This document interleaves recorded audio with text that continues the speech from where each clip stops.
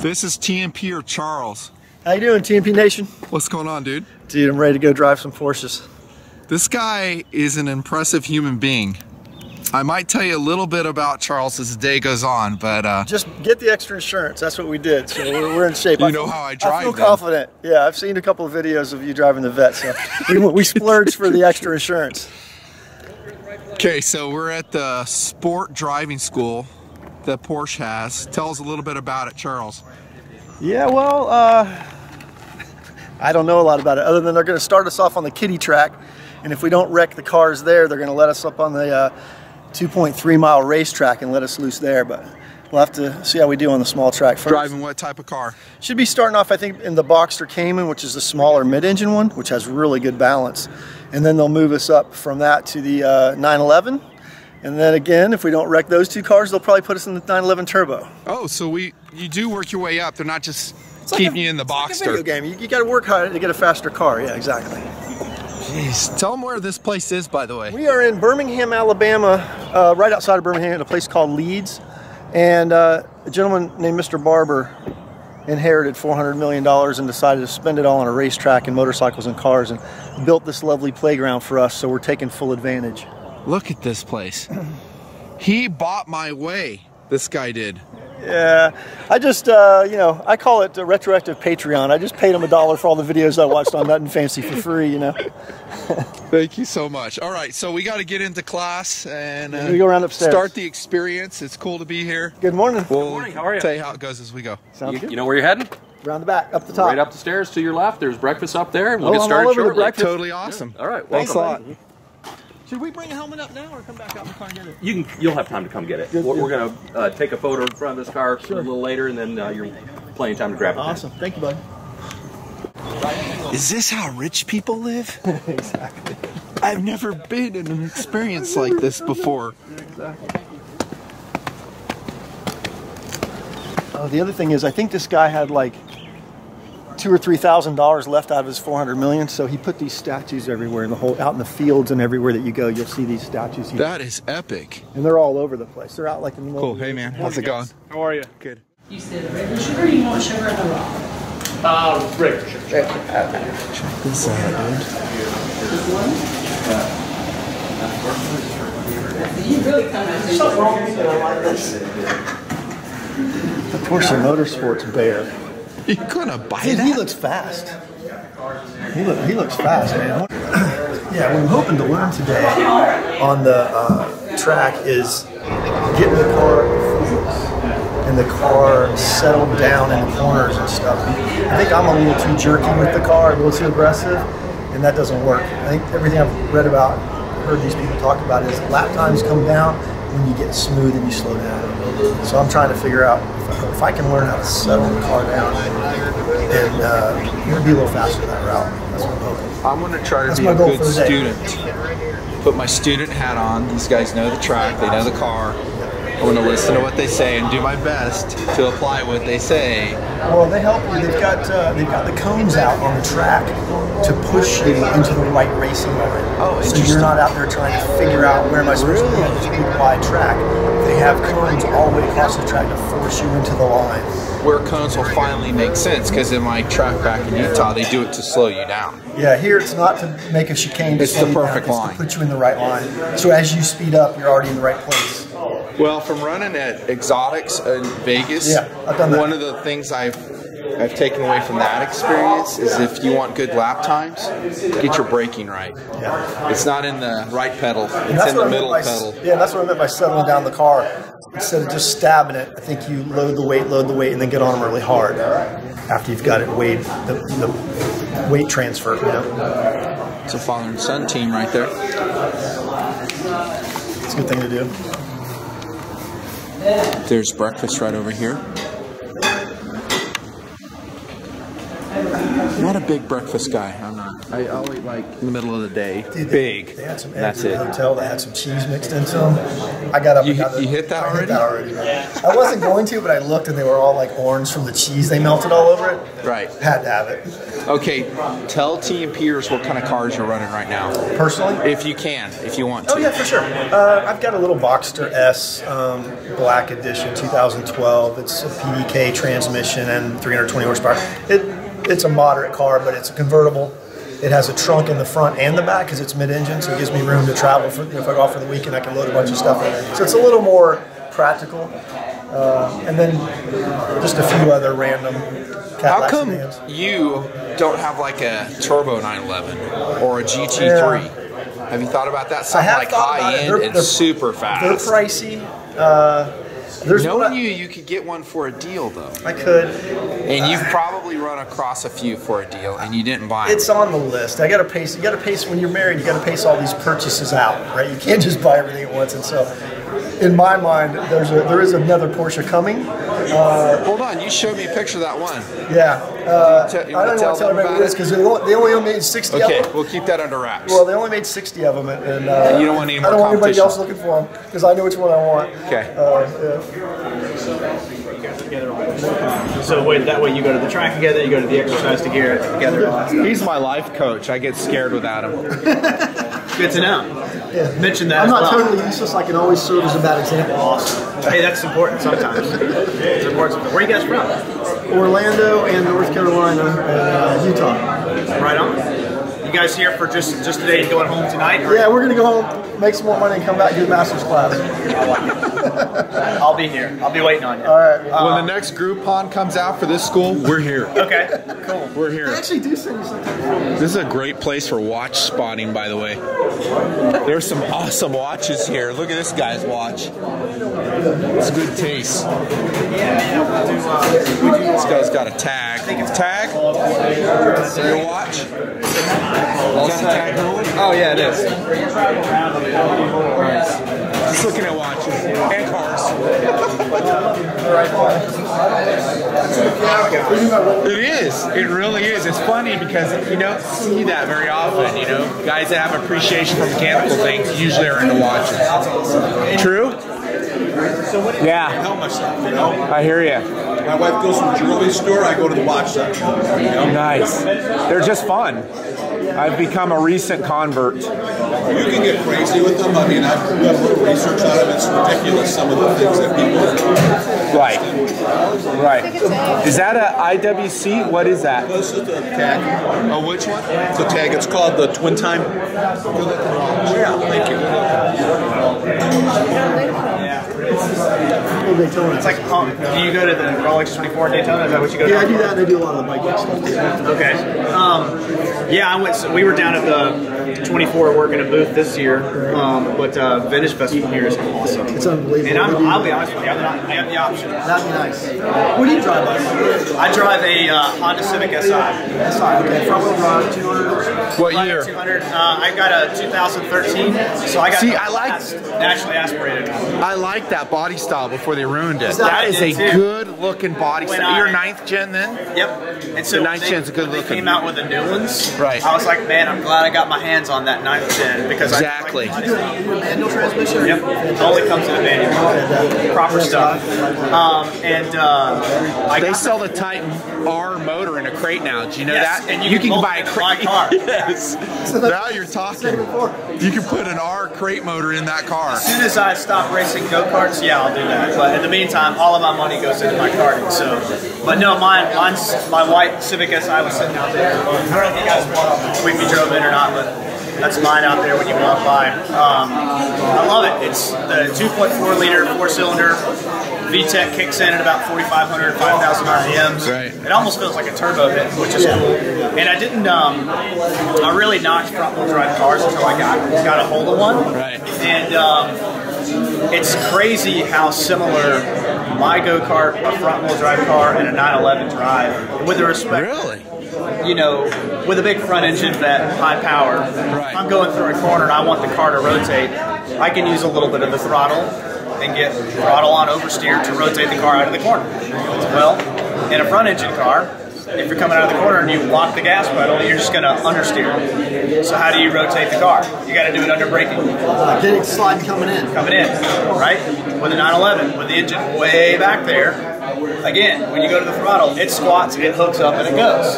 So how do you rotate a 911? On entry, under braking. My go-kart, super low power. It's a momentum car. How do you rotate it? Corner entry under braking. And I was like, oh my gosh, they all drive the same. I used to drive those. Those are... I raced quick bikes with those engines back there. So that is, to this day, the most intense thing I've ever driven.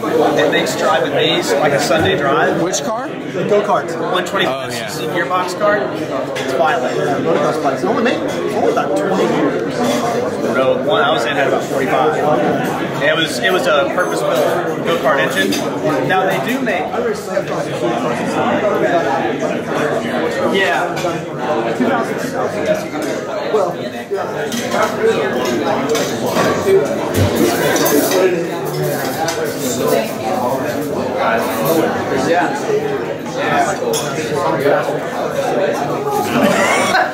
I told the wife, I said, take a lot of pictures. No worries. No worries. Then put the camera down. Get me on the first lap. No, so they make the Honda 125 engine is about 30-ish horsepower, but it's a lot more It's reliable. water cooled. It doesn't lose any power as it gets hot. So, those, actually one of our instructors, Steve, he's here today, he runs a 125 Honda, and the engine that I used to run in my shifter was an Italian TM. So they got, we were getting 40 to 45 horsepower to the engines. The problem was, after about 12 to 16 hours of runtime, you needed a whole rebuild. Whereas the Honda goes twice as long. It doesn't have as much power, but you can go twice as long on it. You got a death wish? Detune it. Yeah. Put a thicker head gasket in it. Let me ask you a question I ask everybody. What's more useful to you, a pen, a multi-tool, or a flashlight? Oh, that's tough. Small. I thought I was going to spit out an answer, but now that I start thinking about it, it's a toss-up between the multi-tool and the flashlight.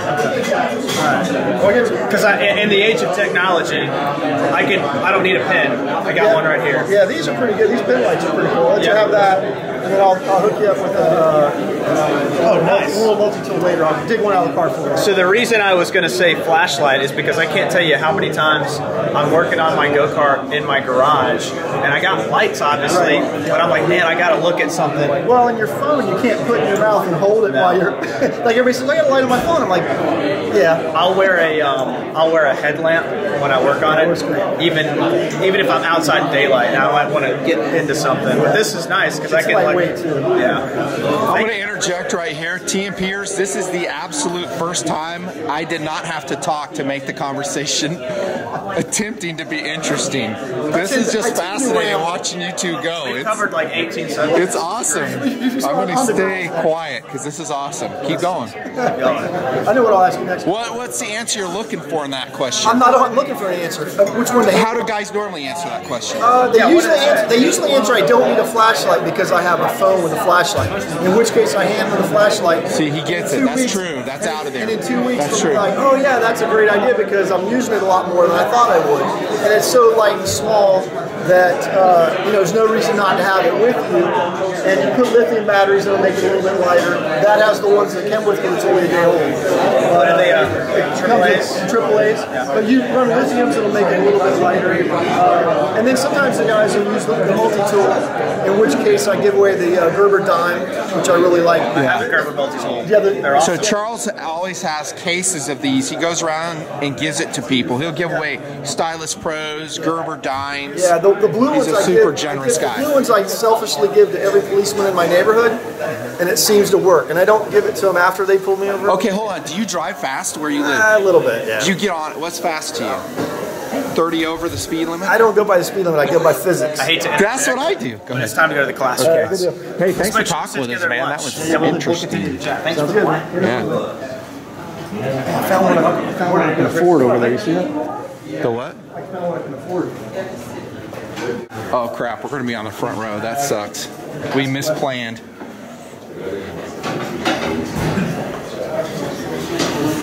Okay, I won't show all this part. It's gonna take too long. Probably be boring. Ouch. What it's all about. Just a quick little video showing you the place we call home.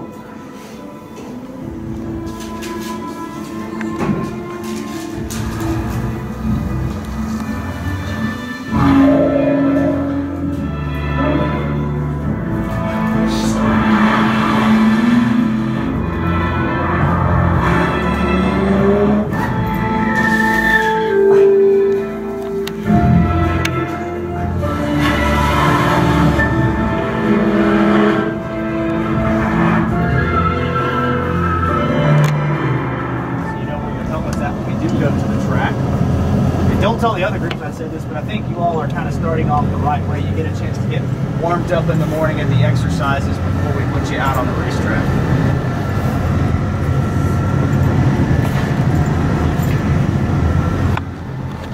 As you can see down here, we have our entire fleet of Porsches scattered about. So if you are a Porsche enthusiast, this is a pretty cool place to be. Got to give a shout out to our shop guys. If you look at the 3 bays on the left, you might see guys in black shirts bouncing around all day. They're kind of the folks that make it happen behind the scenes, make sure we got plenty of tires and brakes on these cars, which you all may have a better appreciation for at the end of the day. So we do have restrooms up here if you need them throughout the morning. We'll be up here for a little bit working on a few different exercises. Again, leave your helmets in the van. Anything you don't immediately need. If you have a bag or anything like that, it can stay in the van because these vans will be close by. Things that I would recommend taking with you would be cameras, sunglasses, ball caps, anything like that. The sun will be out in full force today. Damn it, I didn't bring sunscreen. That was so make sure you bad. We've got water at all of our driving exercises, so make sure you grab water immediately. Folks, once you step on the running board on the way out, we're going to hop out and gather around the Porsche tent. The side windows are clear.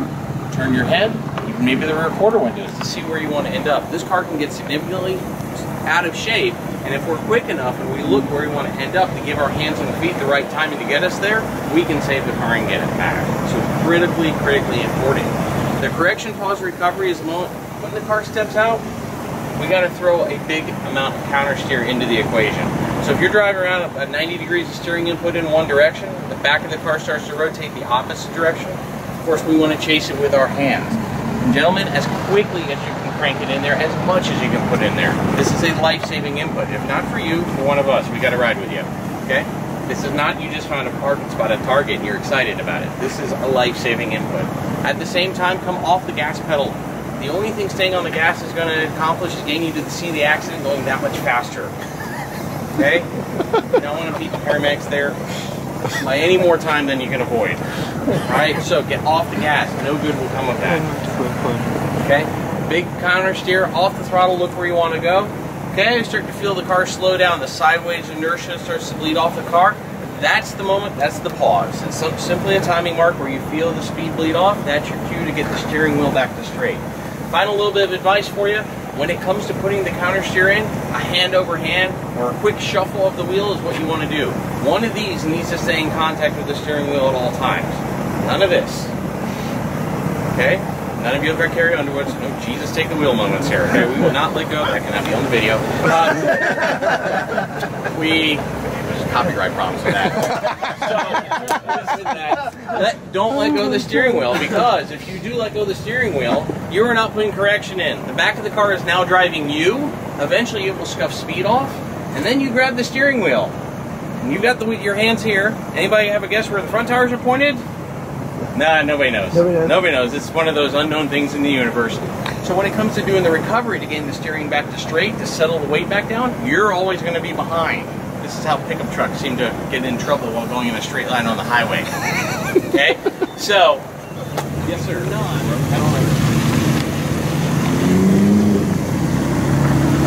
It's Charles. Tear it up, bro.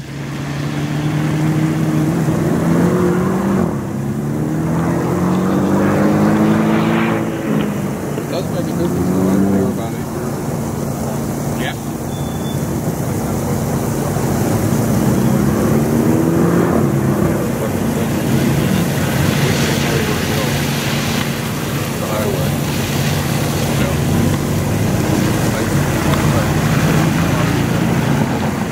instructed by Michael right now.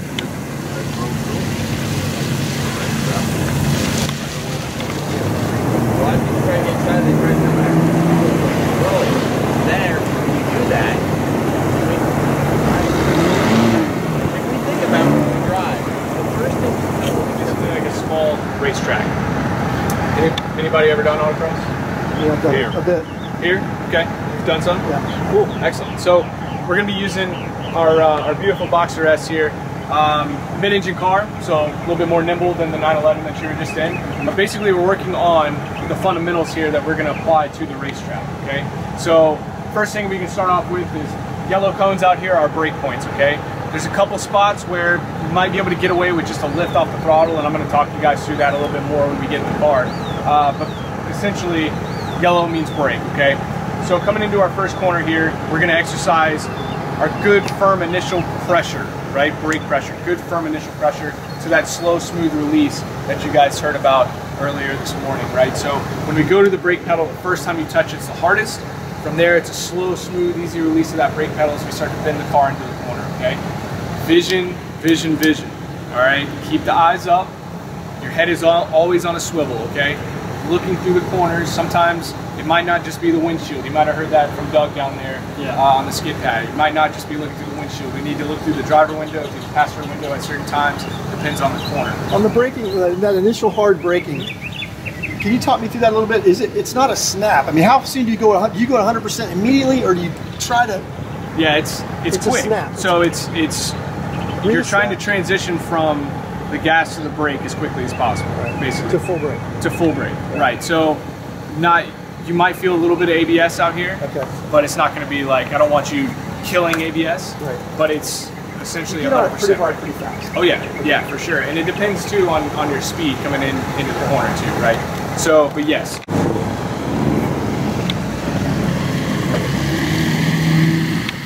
So this is the dry autocross, and they're instructing the braking points and modulation of throttle. This is the instructor driving, kind of showing you the course and how they want you to brake on it. This is our buddy Charles again. So here's my deal. This is what I always struggle with when I come through an instructional course like this, is driving the car. I really want to just go in and max perform the car and have them critique me. I would like to just say, okay, go for it. Right. And then drive a lap, watch your mistakes, and then come back and say, okay, this is what you did wrong, and this is what you did right, and go from there. Like they generally taught you a lot while you're doing it. Like they generally and so it's a lot to take in. For here, you're driving like you're intended to spin out on this. You're doing what he's telling you to do, which is awesome. But I always struggle with that because I'm trying to drive and give him what he wants. And be a good student. It's an overwhelming amount of input while you're trying. The concentration level, they give you a lot of input to try to take it all in. But I think during the course of the day, hopefully our brains will speed up and we'll catch up with what they're saying. Everything they're telling you is spot on. It is. It's spot on. And smooth is fast. That's what we got to learn how to chill out. And it's that way with motorcycle riding. It's that way with flying aircraft, jet aircraft. Right. Always be smooth. Yeah. So I don't know if you guys caught this, but this is basically the same car that Charles has. So he has a Boxster S and he loves it. It's a great car. Mid-engine, just over 300 horsepower. I could be very happy with a Boxster, although I'm not a big convertible guy because I don't want my bald spot getting sunburned all the time and my hat blows off when I'm doing 150. Most of my, I'd probably be the same way, but most of my driving is on Blue Ridge Parkway, North Carolina. And in that place, a convertible is the perfect car. But any other circumstance, if I drove anywhere else, I'd probably have a hard time. Yeah, I'm in a snow state and you're getting maybe 4 months out of a convertible and yeah. So are you driving with your top down then, mostly? All the time, and again, my car, it's I bet 80% of its use is in the mountains of North Carolina. So it's tight roads. I don't need a big car. I don't need a ton of horsepower. It's tight roads, lots of curves, perfect weather. The weather's always good when I'm there, summertime, and you know, low traffic. It's not really super high speed. It's just perfectly said. You don't need a ton of power there. It's easy to have a car with too much power. Don't need that. Still can't believe you don't have a freaking Cayman. Well, the Boxer and Cayman's so similar. Tell them what you were saying about luggage. Oh, well, yeah, that's the other thing. Life's a compromise when you're married, so The Boxster. Here, we'll come over here. Get away from that fan. Yeah, so life's a compromise when you're married, and the Boxster was a compromise. Doesn't sound like much of one, but it's got a trunk in the front and the back since it's mid-engine. And so when you're trying to sell something to your spouse, it's a nice idea to say, honey, you know, you got room for all your shoes and all your stuff in the back, and there's plenty of room. So for that reason, that's kind of one reason I went with that particular car. Okay, hold up now. You strike me as a guy who's going to buy what he wants, and the wife does not necessarily have to sign off on it. Am I right? Don't lie to the audience. No, not really. These are Patreon guys, so you can level with them. I got to be honest with you. I wanted the Boxster Spider, which does not have a top. It has it basically has like a tent you have to assemble to put on the top. And by then the range quit and moved on anyway. So that's the car I wanted. And she nixed that and said, I want one that has a top. Okay, so the answer is she did have an input. She did. She compromised. She has to sign off on it. I want no top. She says I want, you know, at least I got a convertible out of this. She probably would prefer to have a hard top. But for me, it was like I really wanted a convertible of something. And the Spider was the one I really wanted. But again, there is no top. What's your ultimate dream car, Charles? There's some limited edition Porsche 911s. Maybe the new GT4 that's coming out, which is basically a Cayman. This is your dream car, like no holds barred? A Yeah, GT4? it is. Yeah, it is. Again, I'm all I'll probably about go balance and McLaren small. or a 488 Ferrari. Too attention grabbing and yeah, it is that, isn't too high it? horsepower. My thing is, that's a good point. You know, again, where I'm driving. Like if I lived where you're at in Utah, I'd want a Corvette Grand Sport. You know, your open roads. Most of my speeds where I'm at, Deals Gap area of North Carolina, Western Carolina mountains. Most of my speeds are 35 to 85. Hey, make no mistake though, the Grand Sport on this track would probably pass a lot of these Porsches. Oh, sure. No problem. It is a track car. Yeah, you got tires. It is all perfectly matched. It's turned in some really good Nürburgring times. Yep. I'd love to run it on this track. I'd love it. Hey, I'm not taking anything away from Porsches, by the way. I love them. I think they're awesome. I can be super happy with them. Choices. Options are good. Well, we're blessed to even have that option, aren't we? And guys who are watching this video, I mean, live vicariously through us. I mean, a lot of guys look at this, oh my gosh, I can't imagine. Well, we're not out here every weekend. This is one of those once in a lifetime. Yeah. I haven't done this before, neither's nothing. This is an expensive course, so we're not going to say it isn't, but dang, is it not top notch? It's well done. Top notch. From what I've seen so far, every instructor I've seen is totally cool, totally knowledgeable, and they usually got a cool watch. They do have cool watches. I've been watching the Fancy channel. Here's my watch check. This is a Master 1000 by Deep Blue in silver with a silver bezel on an orange and black NATO. It's only a $250 watch, but I'm not going to tell anybody. Yeah, and I might get thrown out if they know how inexpensive it is. What do you got? I'm running a Tissot Nicky Hayden limited edition. He's a road racer who passed away last year. Yes. While training on his bicycle, but so I'm kind of in memory of him today. What? How much that cost right there? You know, you're going to say it's affordable at $3,000. It was $1,100 when I first started looking at it 8 years ago, but I bought it for $350. Oh, that's. I waited until the prices came down. You know. He buys smart though. Charles does. I have learned that about you. Got to buy stuff when it's. I can tell you a huge story, a mini about Charles. I can't afford $1,100. All right, we're gonna end this segment and go on to the next. Great time. This is the Porsche Sport Driving School. Patreon exclusive, dude. He's a Patreon member, by the way. Absolutely, for sure. Here's Charles in charge.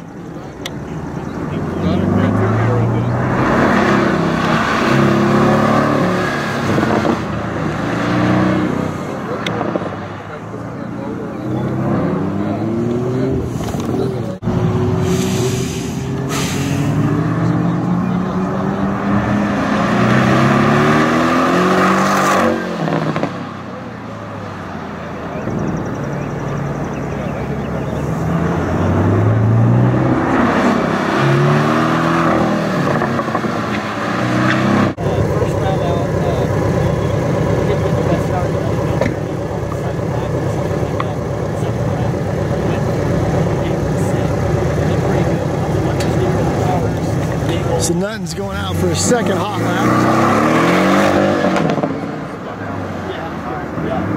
Yeah, he's getting some calls today.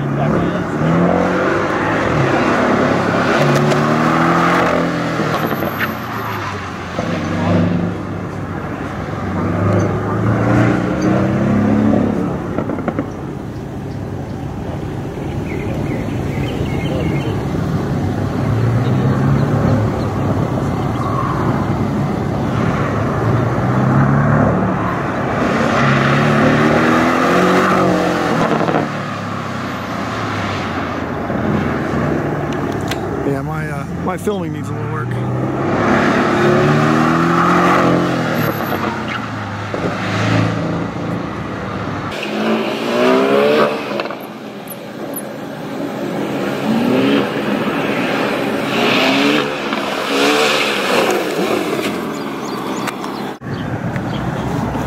We're at the autocross section of the Porsche Sport Driving School,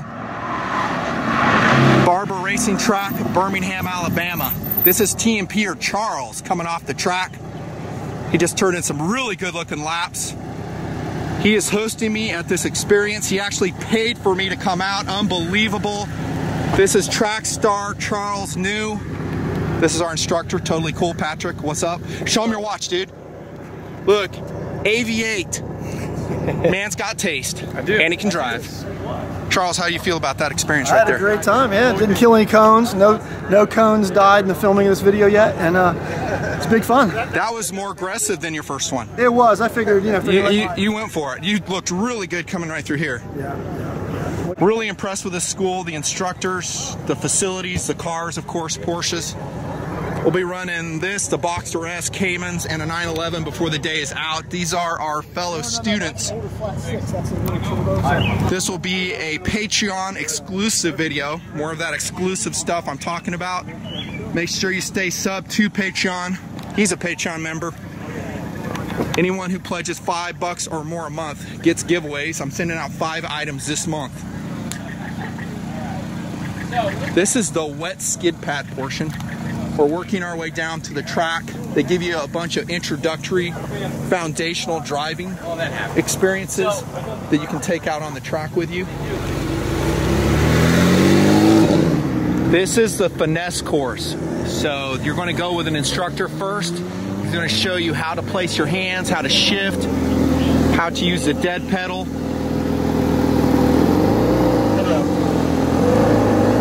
Again, 2 instructors, each with a student, giving a demo on this track. Not really meant to be super fast. Emergency braking there, and then he's going to tell you left, right, or straight. Then you negotiate it, you shift. He's looking at your bad habits, trying to break you of them. I'm sure I have some. There's your braking zone there. That's Charles, I think. Oh, no, that's instructor. But he's in one of these cars.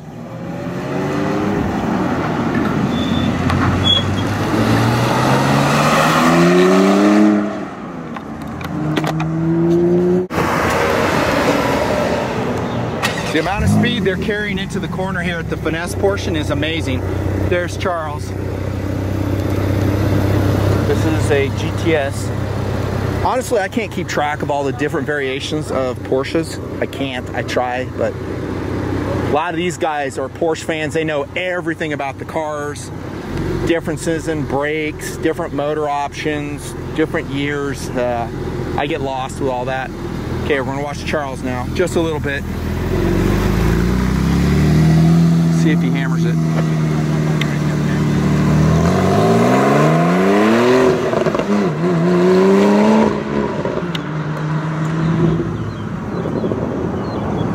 Sorry, I'm not doing a great job filming. Not sure how interesting this will be. I'll just throw a little bit of this in.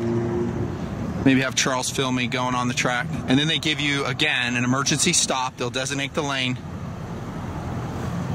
Then you shift and come out. I think they have you do 2 laps. Fun, way fun. The second to last one for this corner, I braked but then came off kind of abruptly, so it still felt like it was skidding. The last lap I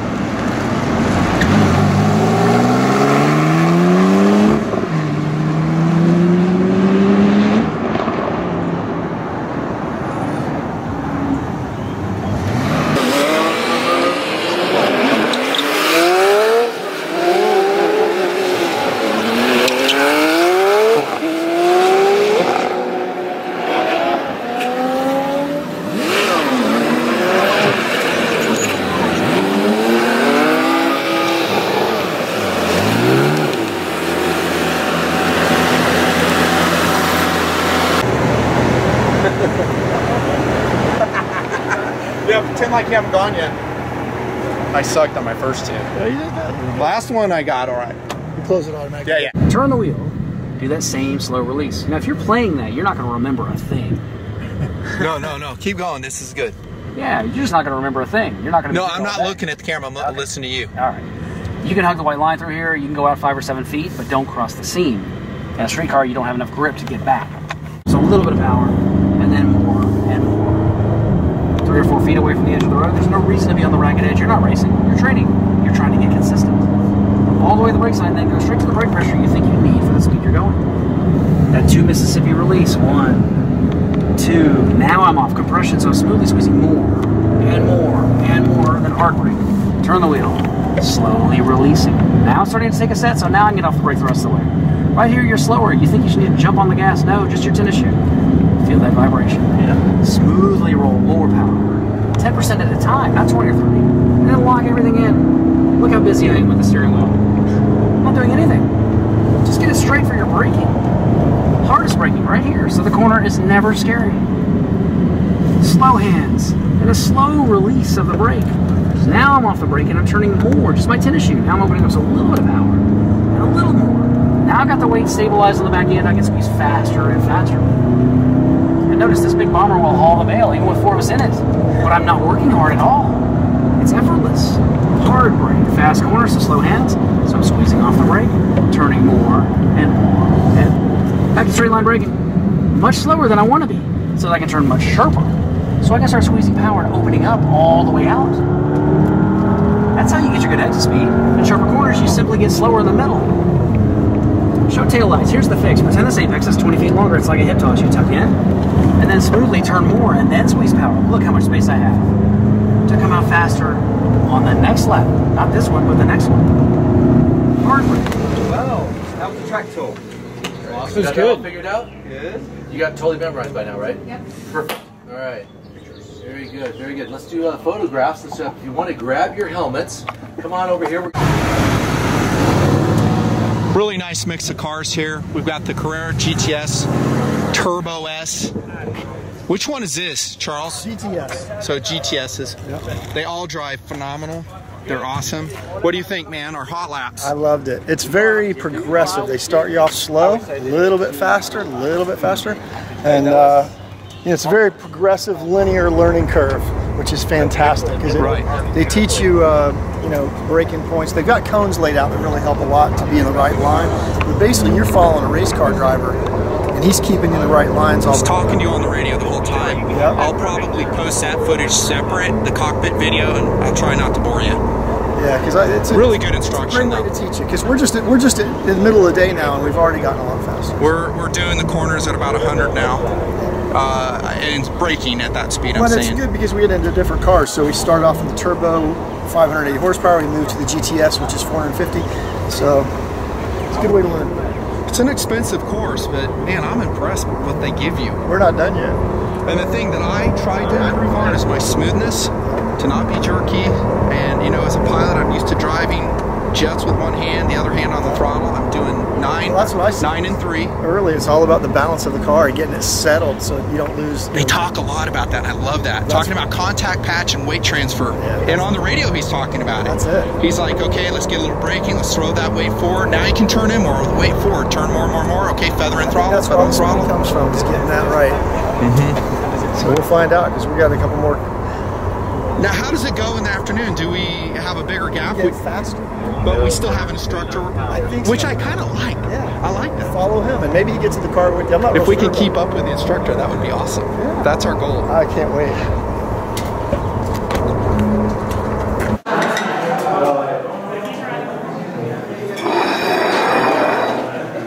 Good digs. Grilled chicken breast. Look at that, dudes.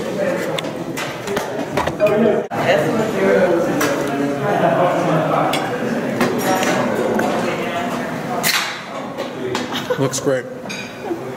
Show them my viewers how good the view is here. This is awesome.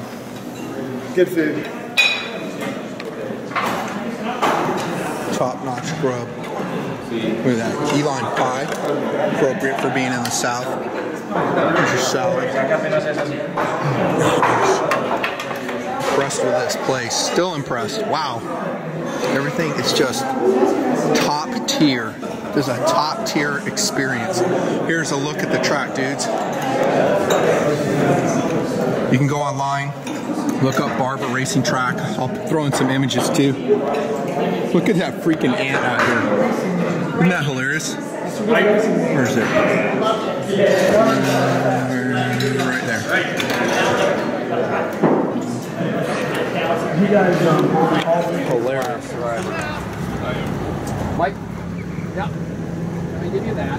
When it's time. Nothing fancy's starting it off on the Autocross Challenge. First driver, the team event. I'm the last driver. And what they do is just time all of us together, and then see which of the groups is the fastest overall time. 3 laps or drive to the checker.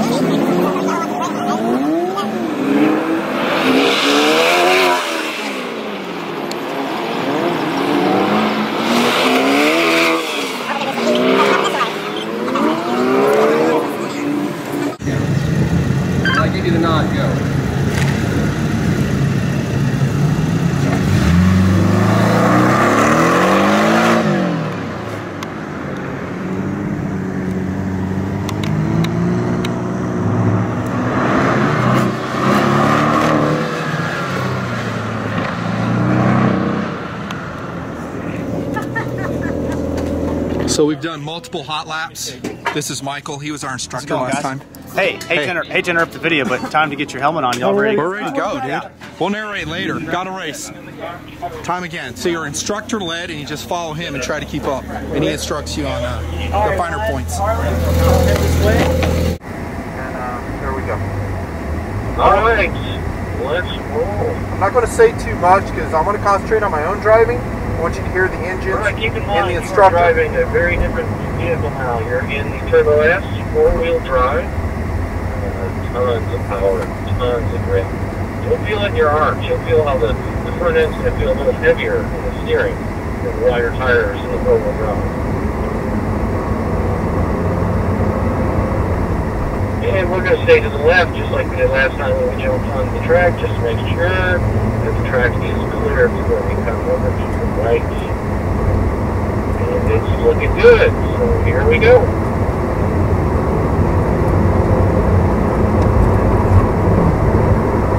Fourth gear, stand there.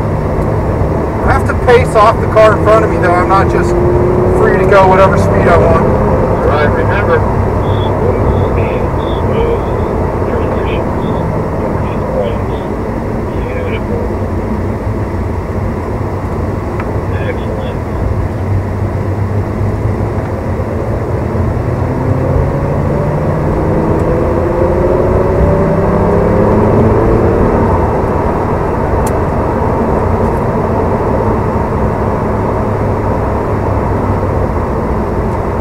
Alright, so good. Nice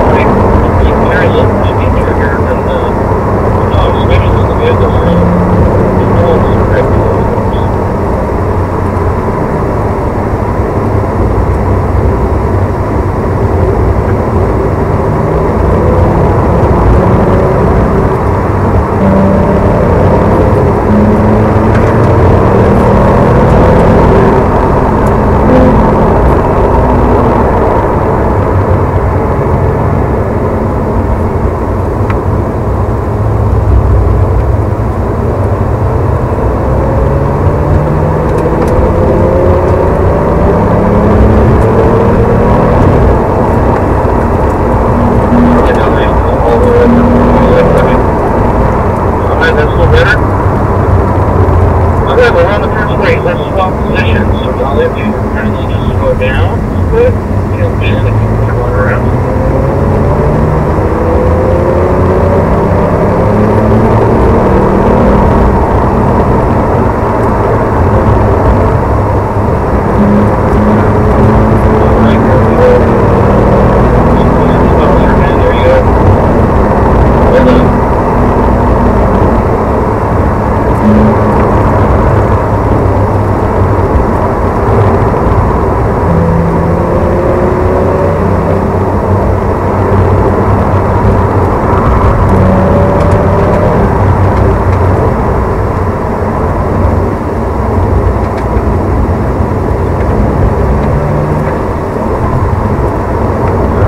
Good. Get those marks. Nice and close to those apexes.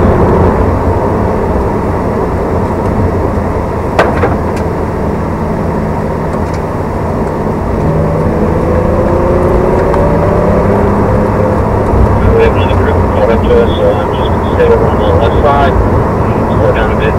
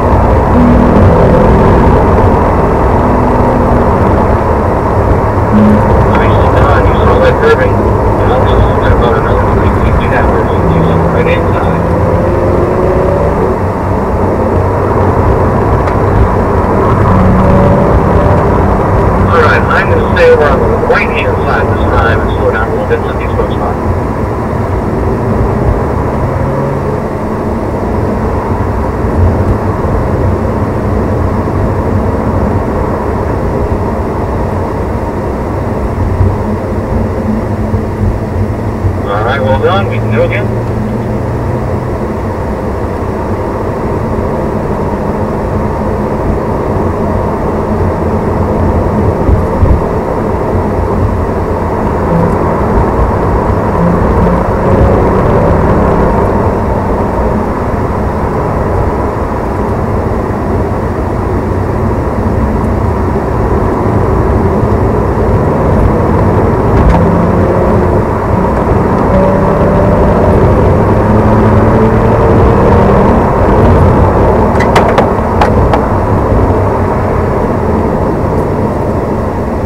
Looking good. I'm going to stay to the left after the hairpin and let this group right behind us get by. I don't think we timed our exit of the pits very well.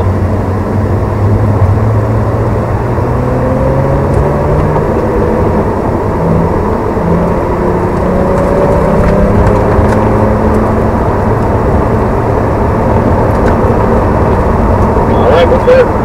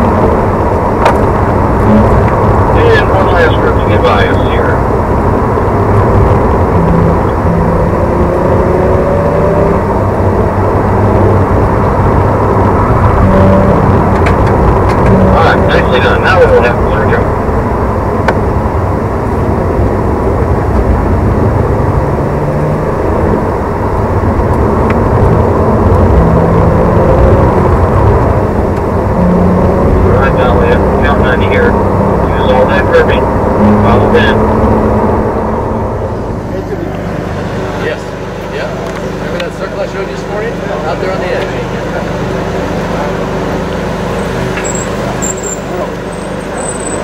So here the instructors are taking students and showing them how it's done.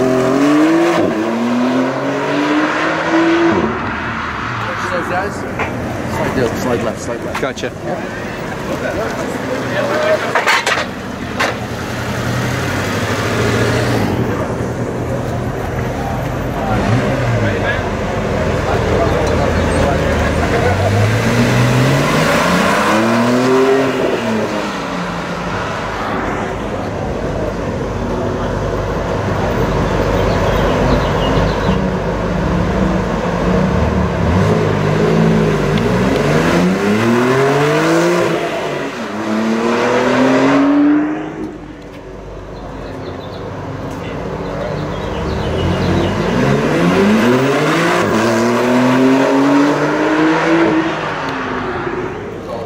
Hopefully you got a chance to enjoy that. While you were going through the hot lap, I'm sure you kind of basically all forgot that we had that little competition today, that skid guy. You guys forget about that? Yes, they did forget about it. It's all done. Crickets. Everybody, no response whatsoever. I guess we're done. No prizes. The marching band is here for no reason. Well, let's take a look and see how we did with our Pirelli Autocross Challenge. See how we did. Team number 1.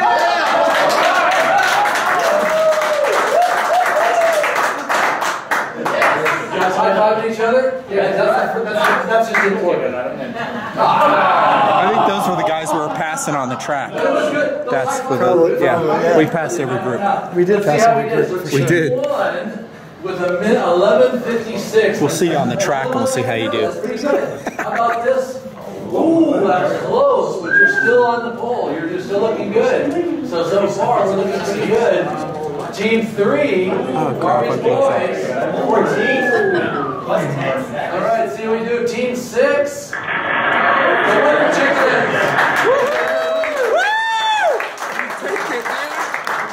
We won. Wonder Chickens. Wonder Chickens. Even with my penalty, we won. Very good, guys. Hand over. Woo, we get a free hat, dude. We won the autocross out of those teams. Thank you very much.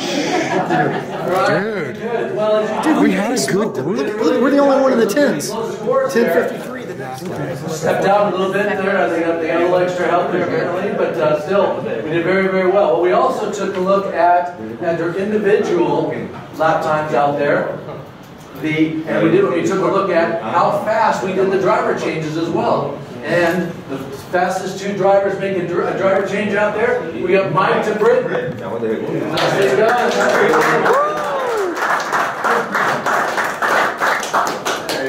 The fastest walker. We freaking took it. We thought we were live until you started looking at the time. I'm like, wait a minute. We're like 20 seconds. We were starting. We're 20 seconds faster than everyone, and we still got a 10-second penalty. Yeah. Let's see, we had the fastest driver alive, and on the skid pad, what was that? The blinding speed of what, like 12.5 miles an hour, I think it was. So fast, good job out there. See, it's just a real nice camaraderie type of an affair that I'm sure all of you would enjoy. And like I said, if you're not a member already, definitely look into it. It's the best $60 a year that you spend. Even the magazine that comes out, was it bi-monthly, I guess it is. That's well worth it, the initiation. So make sure you take a look at that. If you get a chance in the wintertime, you want to go slip and slide a Porsche around with some spiked tires, that's the place to go. Whether you go up to Canada by the Mont Tremblant ski resort, or you go over to Finland, where they literally carve out a racetrack on a frozen lake, and you go out there and slip and slide a all-wheel drive, studded up GT3, and just have a big old time. So. It's a beautiful place. Track experience done. Charles New, what did you think? I think we came and we conquered, man. Nothing fancy got the fastest lap time. Our group got the overall fast group out of 5 groups, so that was good. We didn't dent any metal, so that's another plus. We had a great time. Agreed. It's good to experience the different cars, you know, the mid-engine, the rear engine, the all-wheel drive, the 2-wheel drive is good, manual transmission, automatic. So we got back-to-back a lot of different cars. It was great. Talk about start up with I don't know, the Boxster, Cayman, just brief thoughts on how you thought each one drove. Right. 10 tenths out on the track. I mean, you're opened up. Which one connected to you? What did you, like and dislike about the different Porsches that we drove? Yeah, surprisingly, the Cayman, it's a mid-engine, it's lighter, it's less power, but on the track it felt very balanced, felt a little more forgiving, like you're going to get in a little less trouble with that car. Having said that, the Turbo 911 was 580 horsepower, gobs of torque, and just threw you back in the seat. It was a fantastic car, but it did feel heavier. It did feel, you could feel that weight in the corners. And all-wheel drive version. All-wheel drive. It hooked up pretty well. I think that my favorite out of them was probably the GTS 911, which falls right in between those two cars. That's what I thought too. It's 450 horsepower, a lot of manual transmissions, a lot of them, and that was a great car. Plenty fast on the track. Yeah, plenty fast. I mean, again, it was nimble. It was light. The steering was just so ideal. I got to the point where I was just driving with 2 fingers on that thing. Well, what's amazing is they use these cars 150 days a year with people like us all day beating them up, and then they're not completely toast when they're done because they just really go through some tires, some brakes, a few little components. That's about it. They really hold up fantastic. It's surprising. It is amazing. There was not a car here that felt worn out, and yet they've been here for a year, getting trashed every day, all day. And they said this track is used what, like pretty much every day. Look, Grand Sport dudes, sweet. He just got done kicking ass on the track. That's where he's coming from. So all the Porsches have lost, and the Vet just won, and he's taking his victory lap on the track. It could be. We need to get out there and see if he, well, we'll hear him if he fires freaking up. If he a fires Grand up. Sport would hold. It would keep up with all this. I said that in another part of the video, but it's a great car. It's good. But I'm not taking anything away from the Porsche cars we drove today. Well, we Porsche, didn't drive their top cars either. We didn't drive their GT3. Correct. Which would have been the fastest, lightest. It's the track car. And that car's a step above everything we drove. But you got to come back for the next class. And you need a higher skilled driver to. That's probably why they didn't let eke us. The performance out. That's why they didn't let us in them. Okay, so we did hot laps from Height Instructor, which when you hear it, you think like, oh, that's going to be so lame. It isn't lame because what the instructor does is he's watching everybody in his rear view mirror. And if you have a solid group, like I felt ours was, like you were just saying, we had some good drivers in our group, he picks up the pace. And he keeps doing it lap after lap. So pretty much you're to the point where he is not holding back too much. He's just seeing if you can hang. If you're hitting your apexes, you're going to have some fast laps. And so our group, 5, we passed everyone. We kept lapping everybody. But we had a girl in our group, and she did great. Carla, she did great. I talked to Carla, and it was her first day at the track. Although she does own Porsches and she drives spiritedly on the road, it was her first day on the track, which is phenomenal because this is not an easy, flat, simple track to. Very technical. It's a lot of elevation changes, off cambers. It's something you need to learn. But I think what made it so fast to learn was following the good drivers on the good lines and knowing where the good lines were. So when you sped up, you weren't in the wrong place. And I think that's what was the key to the day to get us fast. And the cones, like you said earlier, super helped. Because unlike Miller Motorsports or whatever they call it, Utah Motor Speedway, their stupid cones hold you back. These are just showing where you should apex at. And they're not in the road. I mean, there were some that were helping you, but they're all helpful. There was a reason for them all. They weren't there for them. Yeah, well placed. They were smartly placed. And without the cones, I think we would have had a little more drama, perhaps. We would have had more drama. Dude, those last 5 laps we're taking, we are freaking hauling the mail. We are going. So after they got done with our fast lap, and I think we ended up in the GT3s, right? The Porsche GT3. The GTS, that's right. The Cayman GTS, that's right. So after we finished up with the Cayman GTSs, then they had the instructor take us for a ride. We're in the right seat.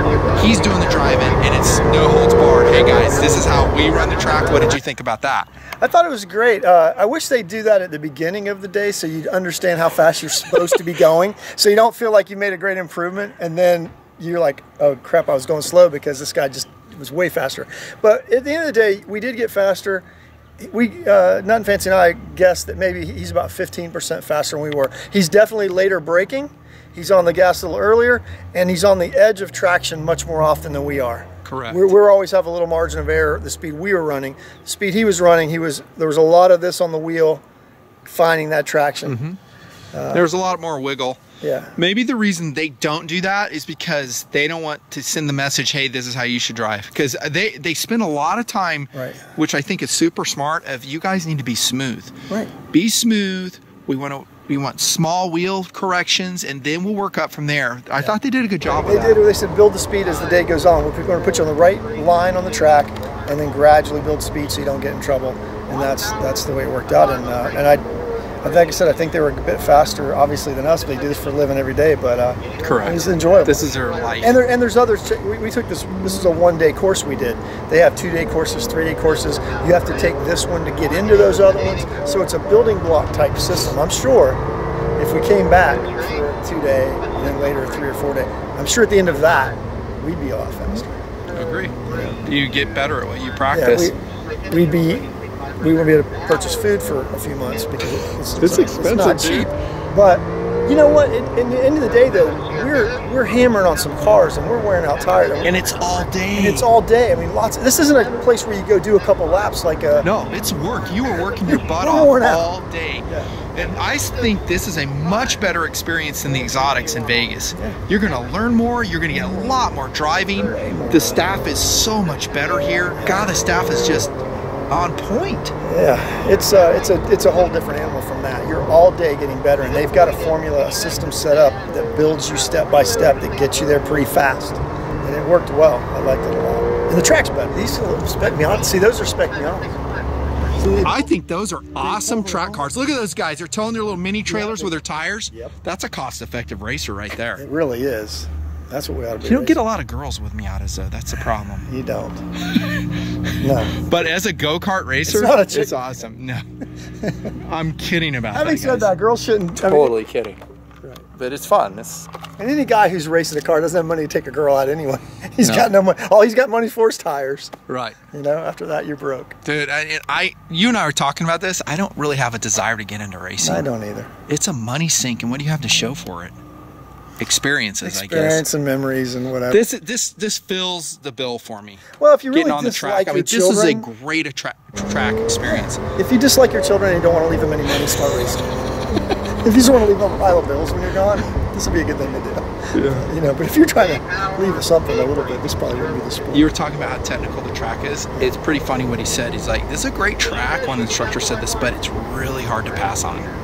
He's like, he said there's only a couple places you can pass, and when everybody's top tier, they're not making a lot of mistakes, all the cars are evenly matched, how do you pass? He's like, yeah, that's a problem here. They run Formula 1 here though, but apparently much faster than we did. But that car's insane. I mean, the G's that thing can pull. Right. They don't slow down, they just rail around the corners. Yeah, those things are incredible. I looked at lap times on that kid, it's like 30 seconds a lap faster. Oh, this is funny, dude. I gotta tell you this. So I have a friend, and he's raced motorsports not his whole life, but a lot. Right. So he thinks he's pretty good. He has a ton of racing experience. He got to drive a Formula 1 car. Oh my gosh. And the guy said, okay, he gave him a brief. And he goes, when he got in the Formula 1 car and he drove it, like, he goes, you cannot believe how hard that car is to drive. He's like, I could not max perform it. I was sweating my ass off. It scared the living daylights out of me. I sucked so bad. He's like, I just kind of putted around the corner. I got to where I was hitting, I thought, but then I was watching the other guys take it. He's like, it is a whole different level. Formula 1. And you have to be. It's otherworldly, he said. And you have to be a good driver for that. Like these cars, and work your way up to it. These cars have so much electronics to save you. I mean, a modern car like these Porsches has got so much electronic stability stuff to help you out that it can make you a lot better driver. You know, it can help you a lot. If you're not that great. I like that stability stuff. It's a good thing as you're learning to leave it on. With a rear-wheel drive car, I highly recommend you do not turn that off, vet included. Right. That vet, man, even with just 460 horse, you'll lose the rear end. Oh, easy. Yep. You got to warm the tires up. And what we learned too, and we were talking about this off camera, maybe we mentioned on camera somewhere, is the weight transfer lessons that we were coming away with. You know, just light braking, put that weight transfer on the front wheels, and then get your turn done. But don't try to do too many things with your tire performance. Either you're braking or you're turning. Decide which one you're doing. Right. That's another takeaway for me. That's it. That helped a lot. So like, you want to be fast, and the exotic guys in Vegas said this too. If you want to be fast, get good at braking. Right. both transitioning, putting your weight in the car. Yeah, that was a big deal. That's why they charge the big bucks. They teach you stuff that you need to know. Worked out. Food was good too. Food was good. People were cool. Yeah, thank you so much. Thank you. This is a lifetime memory. I'm sharing it with the elite of the Nut and Fancy Project. I am very grateful and humbled that I was able to come to this. It was great times. Glad you could make it. Yeah. Nut and Fancy Project Motorsports Edition for the special ones in Patreon. Thanks for watching. See ya.